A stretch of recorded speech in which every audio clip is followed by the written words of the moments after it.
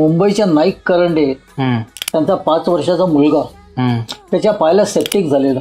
अच्छा. आणि अख्खा पाय त्याचा तो खराब होत होता. आता शेवटी पाय जर कापला नाही तर ते सेप्टिक संबंध शरीरामध्ये जाणार आणि त्या पोराचा जीव जाणार. ते जेव्हा त्या लहान पोराच्या वडिलांना सांगितलं गेलं त्या ते अगदी खूप घाबरले. ते जे नाईक करंडे कुटुंब जे आहे अक्कलकोटला महाराजांना येऊन ते भेटले आणि ते महाराजांना बघितल्या त्यांना रडू कोसळलं. अरे म्हणे रडतोस काय, बरा आहे हा पाय. तर त्याने सांगितलं, डॉक्टरने सांगितलं पाय कापावं लागणार, काय करू नको म्हणे. तो बघ समोर हत्ती मुक्त आहे, बघ त्याची ती माती जी ओली आहे ती जमव तुझ्या घरी घेऊन जा आणि त्याचा रोज लेप लावत जा. आता आजच्या दिवसाचं सेप्टिकचे केसेस असे असतात की डॉक्टर आपल्याला सांगतो की त्याच्यामध्ये धुळीचा कण सुद्धा जाऊन देऊ नका, गेलं तर सगळे अख्खी केसच बिघडेल. ही जी गोष्ट सांगतोय तुम्हाला साधारण 150 वर्षापूर्वीची.